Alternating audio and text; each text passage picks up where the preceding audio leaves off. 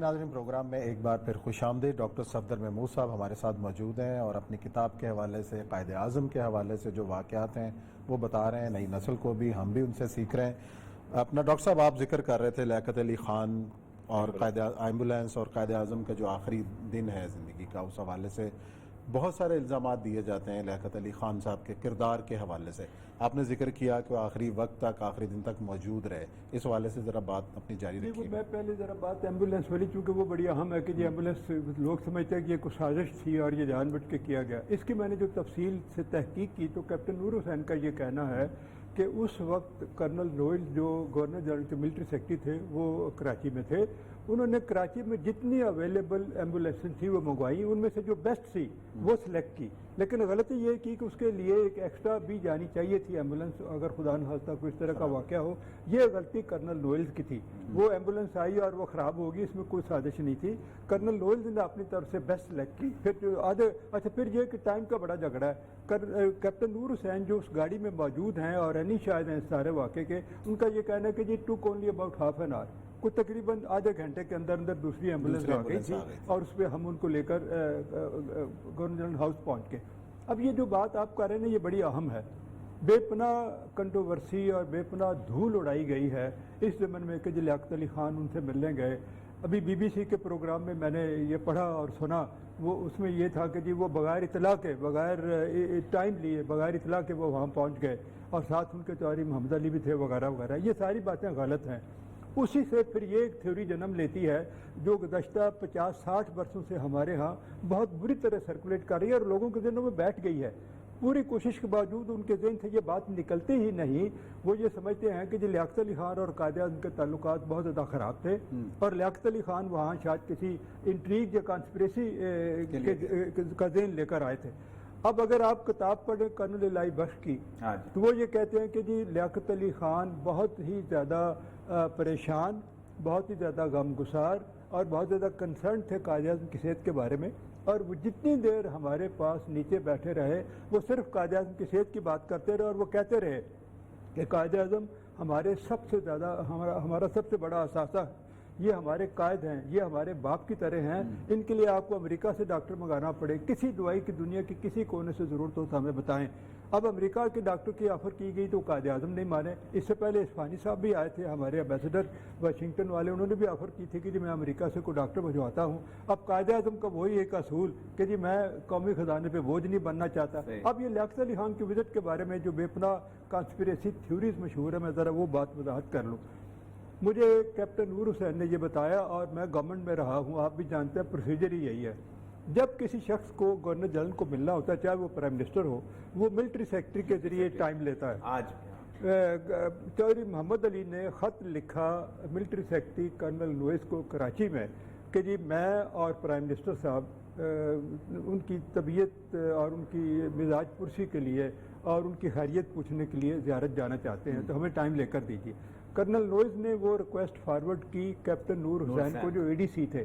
اے D C خود governor general کے پاس گئے اور انہوں نے جا کر کہا کہ جی یہ ریکویسٹ آئی ہے پرائم منسٹر صاحب کی، وہ اور سیکرٹری جنرل چودھری محمد علی وہ دونوں آپ سے ملنے آنا چاہتے ہیں۔ ٹائم گورنر جنرل نے دیا۔ یہ جو بی بی سی کی بھی سٹوری میں تھا کہ جو وہ بغیر ٹائم لیے چلے گئے، یہ جھوٹ ہے، ایسا بات اس طرح کا واقعہ ہو نہیں سکتا۔ وہ گورنر جنرل تھے، کوئی معمولی بات نہیں۔ اب لیاقت علی خان نے جس روز آنا تھا، جو ٹائم خود قائد اعظم نے دیا، کیپٹن نور حسین کہتا ہے کہ وہ اس قدر دلچسپی لے رہے تھے لیاقت علی خان کے آنے میں اور اس قدر وہ خوش تھے کہ انہوں نے مجھ سے 2 دفعے بلا کے پوچھا کہ کیا پرائم منسٹر کوئٹے آ گئے ہیں، کیا وہ وہاں سے کار پہ آ رہے ہیں، وہ کب تک پہنچ جائیں گے۔ جب وہ پہنچ گئے تو ان کو اطلاع دی گئی، پھر انہوں نے کہا کہ جی ہاں ان کو لے آئے۔ کیپٹن نور حسین کہتے ہیں جی میں خود لیاقت علی خان کو اور چودھری محمد علی کو قائد اعظم کے کمرے میں لے کر گیا ہوں۔ وہ کہتا ہے کہ جی حالانکہ ڈاکٹروں نے منع کر رکھا تھا کہ آپ اپنا بازو نہ اٹھائیں اور اپنے آپ کو موو نہ کریں، اس کے باوجود قائد اعظم نے مسکرا کر، بہت ایک وائڈ مسکراہٹ دینے کے بعد، ایک خوشگوار مسکراہٹ دے کر، ہاتھ اٹھا کر لیاقت علی خان کا استقبال کیا۔ لیاقت علی خان، چودھری محمد علی ان کے پاس کوئی 20-25 منٹ آدھا گھنٹہ بیٹھا رہے۔ اس کے بعد چودھری محمد علی نیچے آ گئے۔ لیاقت علی خان اور گورنر جنرل کی 1-to-1 میٹنگ شروع ہو گئی. وہ میٹنگ جو ہے وہ بھی کوئی 15-20 منٹ کی تھی, اس سے زیادہ نہیں. وہ تھکانا نہیں چاہتے تھے کہ قائد اعظم تھک نہ جائیں گفتگو کر کر کے. یہ میڈیکل ایڈوائس تھی. کوئی 20-25 منٹ کے بعد وہ بھی نیچے آ گئے. اب اس سے اوریا صاحب 2 گتھیاں کھلتی ہیں. کھانے کے بارے میں بھی آپ نے جی میں عرض کرتا ہوں, اس میں وہ کہتا ہے کہ جی اتنی دلچسپی لی انہوں نے کہ قائد اعظم نے اے ڈی سی کو بلا کر کہا کہ مجھے مینیو دکھاؤ, اور مینیو خود اپروو کیا کھانے کا مینیو. اور پھر کہتا ہے جی میری موجودگی میں انہوں نے مس فاطمہ جناح سے کہا کہ تم میری طرف سے اس کھانے میں شریک ہونا, you will represent me in the lunch of the prime minister. نیچے وہ کہتا ہے جی لنچ ہمارے ہی کمرے میں تھا, اس میں اے ڈی سی تھا, کرنل لائی بخش تھا, پرائم منسٹر تھے, چودھری محمد علی تھے. اور جتنی دیر وہ بیٹھے رہے وہ مسلسل صرف قائد اعظم کی صحت کے بارے میں گفتگو کرتے رہے. ان کا علاج بیسٹ کیا ہو سکتا ہے, کیسے ہو سکتا ہے, یہ گفتگو جو تھی یہی وہاں ہوتی ہے. قائد اعظم کو سیکولر ثابت کرنے کے لیے ایک ہمارے کالم نگار اور اینکر نے جگن ناتھ کو ترانے کا جو اس کو آپ نے اتنا بڑا کالم لکھا, وہ اس کی جو ایک تو میں شاعر ہوں, اگر وہ ترانہ مجھے دیا جاتا تو میں نالے میں پھینک دیتا ہوں. جگن ناتھ پہ بھی الزام میں اتنا برا ترانہ لکھا ہوا, آپ اس کا ذرا سا نہیں دیکھیے, بات پہلی تو یہ ہے کہ جگن ناتھ کے آزادے کے ترانے کا کسی قسم کا کوئی وجود موجود نہیں ہے. اچھا یہ کہا جاتا ہے جو انہوں نے کہانی لکھی اور مشہور کی گئی کہ جی 9 اگست کو قائد اعظم نے اسے بلایا اور اس کو کہا کہ جی 2 دنوں میں ترانہ لکھو. انہوں نے 2 دنوں میں ترانہ لکھا, وہ اپروو ہو گیا اور وہ 1.5 سال تک ریڈیو پاکستان سے چلتا بھی رہا, براڈ کاسٹ بھی ہوتا رہا. خدا کے بندو کوئی عقل کی بات کرو. گورنر جنرل قائد اعظم جیسا شخص خود بلا کر آمریت کے طرح جس کو شاعری کا پتہ ہی نہیں تھا بیچارے بندوں کو بلائے گا, کہے گا ترانہ لکھو اور خود ہی اپروو کر دے گا اور خود ہی ریڈیو پاکستان سے ڈاکٹر صاحب ایک اور بات جو بڑی قائد اعظم کے حوالے سے کہی جاتی ہے, قائد اعظم نے کہا کہ میری جیب میں کھوٹے سکے ہیں, ہر بندہ یہی کرتا ہے. اس کی کیا حقیقت ہے کھوٹے سکے؟ میں پہلے ذرا یہ بات وضاحت تھوڑی سی کر لوں. جگن ناتھ آزاد والی تھوڑی سی بات, مطلب میں نے ایک لمبی تفصیل ہے کہ میں نے اس کی 1 ماہ پورا تحقیق کی. میں نے جا کر کیبنٹ ڈویژن سے قائد اعظم کے وزٹرز کی لسٹ لی کہ اگر قائد اعظم کے کوئی وزٹر تھا 7 کو وہ پہنچے ہیں کراچی 7 اگست کو, and he was the nominated governor general. وہ معمولی آدمی تو نہیں تھے کہ ان سے بغیر کو ملاقات کے بغیر ٹائم لیے چلا جائے گا. چنانچہ میں نے وہ وزٹرز کی لسٹ دی, اس میں جگن ناتھ آزاد کا نام نہیں. Then I went to radio Pakistan. Radio Pakistan کا حلفیہ بیان, اسٹیٹمنٹ آن اوتھ میرے پاس ہے کہ اس نام کے کسی شخص کا کوئی ترانہ کبھی ریڈیو پاکستان سے براڈ کاسٹ نہیں ہوا. ان کا وہ ہے, ان کا پہلا ترانہ ان کا لگا ہے. جی ہاں, یہ پاکستان بنانے والے کھوٹے سکوں کے حوالے سے جو بات ہے, مطلب یہ تو بات ہے ہی بے بنیاد, اس کا سر پیر نہیں. چلو اس بات کو تو ختم کرتے ہیں. آپ کا سوال اس زمن میں کیا تھا, آپ کو نہیں پتا؟ کھوٹے سکے کا جو کہا جاتا ہے میری جیب میں کھوٹے سکے. میں نے اس میں بڑی تحقیق کی ہے. آج جا کر ان لوگوں کو صرف ایک ایویڈنس ملتا ہے جو میرے نزدیک انتہائی ضعیف, اور وہ میرے نزدیک کوئی ایویڈنس قابل اعتبار ہے نہیں. یہ کہتے ہیں کہ جی اسکندر مرزا نے اپنی کتاب میں یہ لکھا ہے کہ قائد اعظم نے مجھ سے کہا.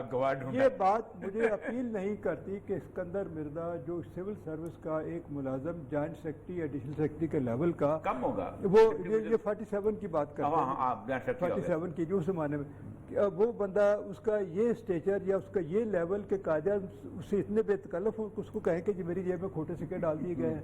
یا جس طرح لوگ کہتے ہیں کہ انہوں نے کہا کہ جی پاکستان میں نے بنایا اور ایک ٹائپ رائٹر نے, یہ بھی جھوٹ ہے. یار یہ بات جو ہے نا, اصل میں یہ باتیں ٹوسٹ ہے, میں اس لیے اس کو کلیریفائی کر رہا ہوں. یہ باتیں ٹوسٹ کی گئی ہے 1940s 1930s کی لیٹ کی بات ہے کہ کسی کارسپونڈنٹ نے سوال کیا تھا قائد اعظم سے کہ جناب مسلم لیگ کی مقبولیت کا کیا حال ہے. اس وقت جب وہ 35 میں آئے ہیں انگلینڈ سے واپس, 34 لوگ کہتے ہیں وہ غلط ہے. وہ پرماننٹلی وہ 35 میں آئے, آپ نے تقریر بھی لکھی ہے. 35 میں آنے کے بعد انہوں نے آ کے مسلم لیگ کو ری آرگنائز کرنا شروع کیا, اس میں جان ڈالنا شروع کی. اس دور میں کسی نے پوچھا کہ جی مسلم لیگ کی آرگنائزیشن کا کیا حال ہے, تو انہوں نے کہا کہ فی الحال مسلم لیگ مجھ پر اور میرے ٹائپ رائٹر کے ساتھ, اب اس کو پاکستان تک پھیلا دیا. یہ جھوٹ ہے, کھوٹے سکے والی بات بالکل جھوٹ ہے.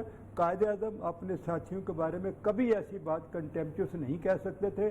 قائد اعظم سے 3 بار زندگی میں پوچھا گیا, 3 بار ان 3 different interviews and on 3 different occasions کہ جی پاکستان کس نے بنایا, پاکستان آپ نے بنایا. انہوں نے کہا نہیں, ایوری ون آف یو. آپ میں سے ہر شخص کا یہ کنٹریبیوشن تھا، ہر شخص نے اس کے لیے کام کیا، اس لیے وہ جو پوری قوم کو کمپلیمنٹ پے کرنے والا آدمی اور خراج تحسین ادا کرنے والا آدمی اور پاکستان بنانے والوں میں شمار کرنے والے آدمی صاحب یہ کہے کہ وہ کھوٹے سکے، سوال ہی پیدا نہیں تھا، یہ ان کا مزاج نہیں تھا۔ ایک جو آپ نے قرارداد مقاصد کے حوالے سے، قرارداد پاکستان کے حوالے سے اور جو 1930 خطے کے حوالے سے علامہ اقبال کا جوڑا ہے، ایک دفعہ یہی بنائی جاتی ہے کہ سر ظفر اللہ نے وہ لکھا تھا اور لنتھن کا، وہ ذرا سا اس کا بھی اصل میں بات یہ موضوع بڑا طویل ہے اور اس پہ بڑی تفصیل سے گفتگو کرنی پڑے گی۔ یہ لوگ ولی خان سے لے کر ڈاکٹر مبارک علی تک، ان کا یہ کہنا ہے کہ لنتھگو جو اس وقت کے وائسرائے تھے، انہوں نے قرارداد لکھ کر دی قائد اعظم کو اور انہوں نے لا کے اپروو کروا لی جلسے۔ یہ عجیب سی ایک بچوں والی بات ہے۔ میں نے اس کا تفصیل سے یہ بتایا ہے کہ بھائی یہ 1938 میں سب سے پہلے سندھ مسلم لیگ نے قائد اعظم کی صدارت میں یہ ریزولوشن، یہ قرارداد پاس کی تھی کہ مسلم میجارٹی ایریاز پر یہاں ایک انڈیپینڈنٹ اسٹیٹ قائم کی جائے۔ یہ وہاں سے کانسیپٹ چلا اور اس میں ہارون سب کا بھی بے پناہ رول ہے۔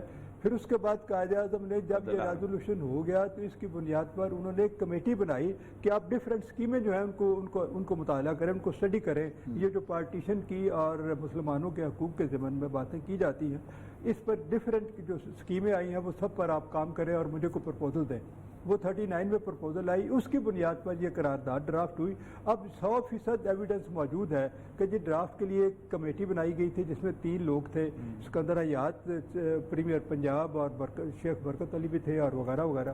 اور اس کے بعد ان کی جو ڈرافٹ کی ہوئی قرارداد ہے وہ آتی ہے سبجیکٹ کمیٹی کے پاس۔ سبجیکٹ کمیٹی کے سربراہ ہے قائد اعظم۔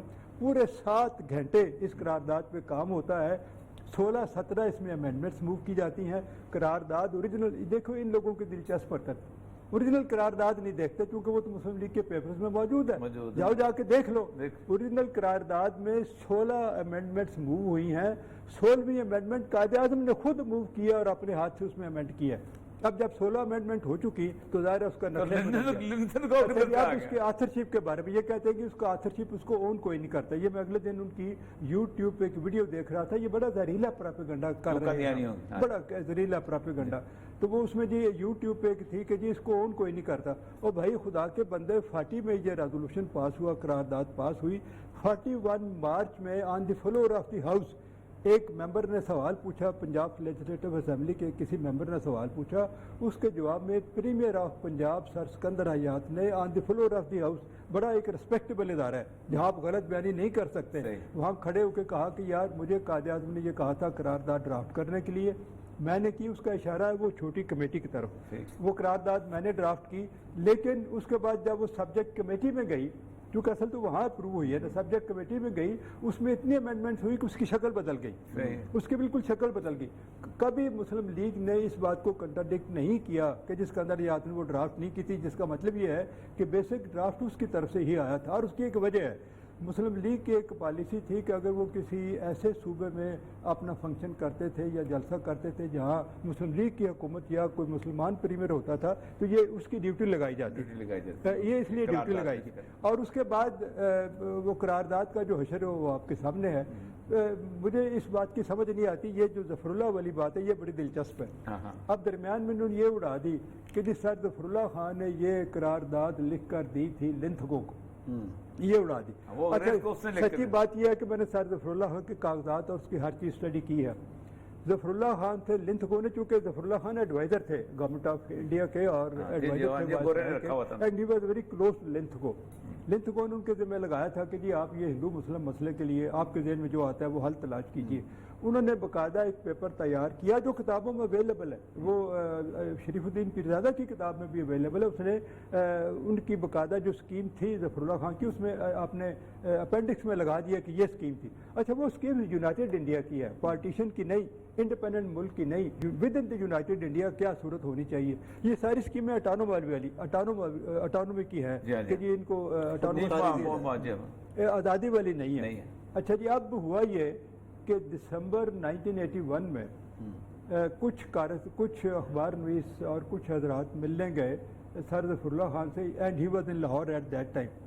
انہوں نے باقاعدہ ایک انٹرویو دیا اور یہ بیان دیا جو 25 دسمبر 1981 کو ڈان کے فرسٹ پیج پہ 4 کالمی تو میں نے پڑھا ہے، باقی تمام اخبارات میں بھی یہ نیوز فلیش ہوئی، جس میں انہوں نے کہا کہ یار قرارداد پاکستان سے میرا کوئی تعلق نہیں تھا میرا کوئی تعلق نہیں، مجھے تو لنتھ کو نے ایک پیپر تیار کرنے کے لیے کہا تھا، وہ میں نے واضح دے دیا، دیٹس آل۔ اور آخری فکرہ ان کا بڑا آئی اوپنر ہے، انہوں نے کہا جی اگر میں کوئی اس طرح کی چیز بناتا بھی تو قائد اعظم کبھی نہ لیتے، جناب کبھی نہ لیتا۔ مطلب یہ جو درمیان میں خاص طبقے نے پاکستان کی چلیں جی، میرا خیال یہ بریک لیتے ہیں، کوئی ٹیکنیکل مسئلہ ہے، اس کے بعد گفتگو کا سلسلہ جاری رکھتے ہیں۔ ناظرین بریک لے رہے ہیں، بریک کے بعد پھر اس گفتگو بڑی مزیدار گفتگو ہو رہی ہے، بڑی اہم باتیں ہو رہی ہیں، اس کا سلسلہ جاری رکھیں۔